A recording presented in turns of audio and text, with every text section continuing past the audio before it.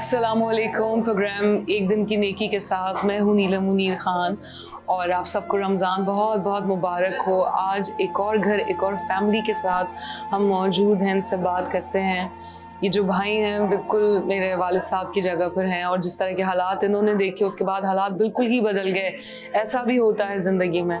हम इतने दिन से जो प्रोग्राम कर रहे हैं आपको रोज़ एक कहानी दिखाते हैं और दुनिया है, सब कुछ होता है, इंसान को हर हालात के लिए तैयार रहना चाहिए। अस्सलाम वालेकुम, कैसे हैं आप? ठीक हैं, अल्हम्दुलिल्लाह। क्या नाम है आपका? मोहम्मद सईद। मोहम्मद साहब, मुझे बताइएगा कि आपको जो मैंने अभी जो कहा कि इंसान को हर तरह के हालात के लिए तैयार रहना चाहिए, आप क्या कहना चाहेंगे इस पर? बिल्कुल ज़रूरत बात है आपकी। इंसान को हर मशाल से गुजरना पड़ता है, हर वक्त आ जाती है, मुश्किलात आ जाती है, सब कुछ आ जाती है। घर से निकलता हूँ, घर का राशन पूरा होता नहीं होता तो वो राशन नहीं होते मेरे पास। घर पे अभी आप खुद आया हुआ चेक करके आप खुद देखता, इसके सिवा मेरे घर के अंदर एक आधा किलो चावल हराम है तो होगा। अभी आप चेक कर सकते हैं, ऊपर नीचे सब चेक कर सकते। शाम को बच्चा गया हुआ छोटा वाला, इसका काम पे आएंगे, वहां से कुछ ले आएंगे, फिर राशन आएंगे, फिर खाएंगे। ये हिसाब किताब हमारा घर पे चलता है मेरे भाई। अल्लाह ताला चला। कभी गाड़ी लेके कहीं पे जाके रोड पे बैठ जाता हूँ तो घर का कर्जा पूरा नहीं होता।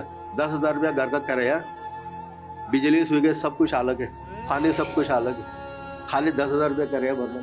10,000 रुपए किराया इस खाली इस मकान में। लोगों को बताते चले कि आपका बड़ा जबरदस्त कारोबार था, मुर्गियों का आप काम कर रहे थे, आपके अपने घर थे।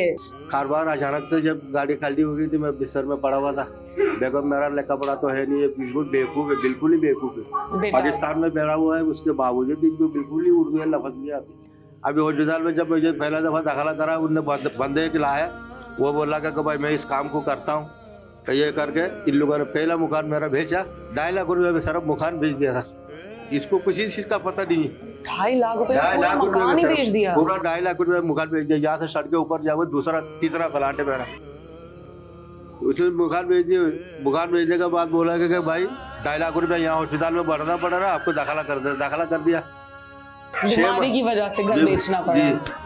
6 महीना तक मैं वहाँ हॉस्पिटल में पड़ा रहा। उसके बावजूद जब हॉस्पिटल में बोला भाई अभी आप घर चले जाओ, वॉकर लेके आराम से चलना। वॉकर लेके आराम से चला, 2-3 दिन चला। घर से ये 2 कदम बाहर निकला तो फिर ये पैर ऐसे ही हो गए। फिर उनको बंदे को फोन किया, बंदा आया, बोला भाई एम्बुलेंस मंगाओ फौरन, गाड़ी वाले के फिर लेके गया, फिर दोबारा ऑपरेशन कराया। इस तरीके घर से 7 सालों के अंदर मेरा दोनों मकान बेच दिया। आधा वो खा गया, आधा मेरा ऑपरेशन में लगाया नहीं लगाया। मेरे पीछे असल में भागने वाला कोई नहीं था, बोलने वाला कोई नहीं था। सब आज तक मैं तकलीफ में हूँ। अभी भी बेगम पे ऐसा हाल है, कोई किसी के साथ कभी लेके जाता हूँ, किसी का देखेंगे चेहरा देखते रहेंगे, बस कुछ आगे पीछे ये सोचते नहीं कि काम करना क्या नहीं करना, क्या नहीं करना। इतना टुकुर खाने के बावजूद भी। और आज मैं बेघर हूँ। 2 घर मकान होने के बाद 5 और लड़के अल्लाह के ताला दिया हुआ, मगर एक मेरे साथ नहीं। छोटे दोनों है, ये भी पता नहीं कब से। कहते हैं ना कि अस्पतालों में जाए तो बंदा अपनी आधी जायदाद दे के आ जाता है, इलाज इतना महंगा है। हम ये प्रोग्राम इसलिए यहाँ पे करते हैं ताकि हम लोगों को बता सकें कि यहाँ पे बहुत सफेद पोश लोग हैं जो प्रोग्राम में तो हमारी मर्जी से आते हैं ताकि वो अपने एक्सपीरियंस आपको बता सके कि उनके साथ क्या कुछ हो रहा है। हुकूमत की तरफ से यहाँ पे कोई हेल्प नहीं है, ना पानी है, ना बिजली है, ना बच्चों की पढ़ाई है, ना इलाज है माँ बाप के लिए, ना बच्चों के लिए। यहाँ पे थैलेसीमिया के पेशेंट हैं, यहाँ पे शुगर के पेशेंट्स हैं, यहाँ पे हर तरह की बीमारी है। बाहर आप निकले इलाकों में तो बहुत गंदगी है, बच्चे ऐसे घूम रहे हैं, कोई हालावाल नहीं है, कोई पूछने वाला नहीं है इस जगह को। इस जगह का नाम क्या है? बंगालीपाड़ा सो क्वार्टर कहते हैं, बस सागोट आगे बंगालीपाड़ा सो क्वार्टर। तो ये कराची का ही शहर है, इलाका है। मैं तो हैरान हूँ कि कैसे लोग जो हैं जिनकी जिम्मेदारी बनती है असल, वो आके यहाँ पे देखें कि यहाँ पे किस तरह से लोग गुजारा कर रहे हैं। रोजाना बस उठ रहे हैं और जी रहे हैं, अपनी जिंदगी गुजार रहे हैं। इनके लिए सहूलत तो कोई भी नहीं है। आप सोचें कि एक मुसलमान को कितनी तकलीफ है कि उसको नहाने धोने का सामान नहीं है उसके पास, खाने के लिए नहीं है, रमजान है, फैमिलीज हैं, ये कैसे होगा गुजारा? तो मैं आपसे ये रिक्वेस्ट करूंगी कि आप अंकल की जितनी भी हेल्प कर सकते हैं आप करें ताकि इनका इलाज अच्छे से हो सके, बहुत अच्छे से, ताकि ये मुतमईन हो कोई तो अस्पताल यहाँ पे ऐसा होगा, कोई तो हिम्मत करे आके लेके जाए उन्हें वहां तक, ख्याल रखा जाए। इनके बच्चे हैं, उनका घर का रेंट इतना ज्यादा है, बहुत मुश्किल है। मैं समझ सकती हूँ आपकी तकलीफ को, मैं बिल्कुल समझ सकती हूँ। रमजानों में मेरे बेटा बहुत सारे बंदे आते हैं, लोग आते हैं, बहुत सारे आते हैं। हॉस्पिटल का फाइल दो, तस्वीरें बना, गाड़ी में बैठा के तस्वीरें लेके जाता है।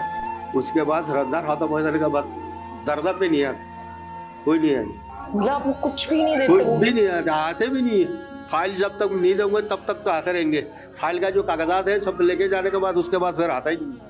और ये इसमें बिठा के आपको आपकी पिक्चर्स लेते हैं, आपने ये देखे हैं? मूवी बना के लेके जाता है, पिक्चर को सब कुछ बना के लेके जाता है, उसके बाद आता ही नहीं। हर रमजानों में कई बंदा आते। एक मैडम है 5 नंबर में रहता है, ये 5 नंबर में सिर्फ ये 2 सालों से मुझे रोजा, दूसरा रोजों में एक बुरीक राशन का वही दे रहा है, 2 सालों से दे रहा है। ये सालों में 2 दफा राशन देता है बस, उसके सिवा और कोई सहारा नहीं। अल्लाह अकबर। मैं यही कहना चाहूंगी कि हम जो ये प्रोग्राम करते हैं इसलिए करते हैं ताकि आपकी आवाज़ लोगों तक पहुंचाई जाए। जी जी जी। और लोगों को बताया जाए कि किस कदर लोग मुंतज़िर हैं आपकी मदद के। इसी तरह से होता है, हम अपने बहन भाइयों की भी तो मदद करते ही हैं, आगे बढ़ते हैं, तो आगे बढ़िए। और जो हम इसमें अपने प्रोग्राम में हम राशन भी देते हैं और ईद के लिए या रमज़ान के लिए जो आपको जोड़े भी देते हैं और प्ले एंटरटेनमेंट की तरफ से कुछ कैश भी देते हैं। और वो हम इसलिए कैमरे में दिखा के देते हैं ताकि ये ना हो जो आपने बात की कि एक पिक्चर लेके चले जाते हैं, बातें बहुत होती हैं मगर किसी किस्म की मदद नहीं होती। तो ये तो एक तरह से हम आपको अपनी खुशी से दे रहे हैं क्योंकि हम आपके घर आए हैं, तो आपसे बात की है, आपने हमें वक्त दिया है और बहुत कुछ बताया, आपसे भी सीखने को बहुत कुछ मिला। अल्लाह ताला आपको हिम्मत में रखे, आपका इलाज अच्छे से हो। मेरी बहुत सारी दुआएं आपके साथ हैं। आप कुछ कहना चाहेंगे हुकूमत से, लोगों से जो सब आपको सुन रहे हैं? हम जैसे गरीब लोग ही मरते हैं हर जगह में, सबकी अल्लाह के खुदा की वास्ता इनकी मदद करा दिया जाए। कोई शैतान भला हो, कुछ भी हो, इनकी हमेशा मदद करा दिया जाए। अल्लाह ताला आपको आप से फरमाए।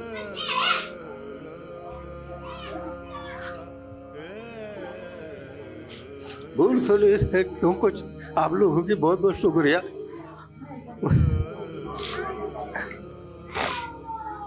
मुझ मासूल हो कि आप घर पे चल गए। अल्लाह ताला आपको लोगों को फरमाए, अल्लाह ताला आप लोग सबकी रहमत करम अता फरमाए। आमीन। आपका बहुत बहुत शुक्रिया। आप सोचें कि अल्लाह ने हमारा मिलना नसीब में लिखा, आपकी फैमिली से भी मुलाकात हुई, माशाल्लाह बहुत प्यारी फैमिली है आपकी। और क्या तंदुरुस्ती और क्या माजूरी, ये बहुत दुनियावी बातें हैं। जिसके पास सेहत है उसको भी नहीं गुरूर करना चाहिए। सही कह रही हूँ, गलत कह रही हूँ? जी बिल्कुल सही। ये तो मिनट की बात है, कुछ नहीं पता कि कल इंसान कहाँ खड़ा है, लेकिन हमें सिर्फ अल्लाह पे ही भरोसा रखना चाहिए। और अल्लाह ताला आपको हिम्मत में रखे। आप बहुत अच्छे इंसान हैं, आपको अपने अंदर बेशक खामियां नजर आ रही होंगी, अपनी बीमारियां नजर आ रही होंगी, लेकिन हमारे लिए आप एक बहुत अजीम इंसान हैं, आप एक बाप हैं। परेशान नहीं होना, अपने हिम्मत में रहना है। अल्लाह इतना वक्त आपने गुजार दिया है, बहुत तरह की मुश्किलें देख ली हैं, इंशाल्लाह आगे आसानी होगी इंशाल्लाह। ये अंकल जी आपके लिए प्ले एंटरटेनमेंट की तरफ से कुछ कैश है और राशन है और ईद के जोड़े हैं, और दुआओं में बहुत याद रखिएगा। और मैं उम्मीद करती हूँ कि आपके आने वाला जो दिन है, जो जिंदगी है, जो टाइम है, बहुत अच्छा सुकून और खुशियों के साथ गुजरेगा, सेहत के साथ। आमीन। आपने हिम्मत में रहना है। हाँ, प्रोग्राम एक दिन की नेकी के साथ मुझे दीजिए इजाजत। और मैं बार बार एक ही बात कह रही होती हूँ, मैं अब भी यही कहूंगी कि किस चीज़ का इंतजार है, आइए प्लीज़ इन लोगों की मदद कीजिए। और जिन लोगों का बेसिकली हक बनता है और जिन लोगों के वसाइल भी हैं, मैं हुकूमत से भी रिक्वेस्ट करूंगी कि प्लीज़ आप यहाँ पे आइए, इन लोगों से मिलिए, इनका हाल देखिए, बहुत कुछ बेहतर कर सकते हैं, तो किस बात की देरी है। प्रोग्राम एक दिन की नेकी के साथ मुझे दीजिए इजाज़त, इंशाल्लाह फिर मुलाकात होगी। अल्लाह हाफ़िज़।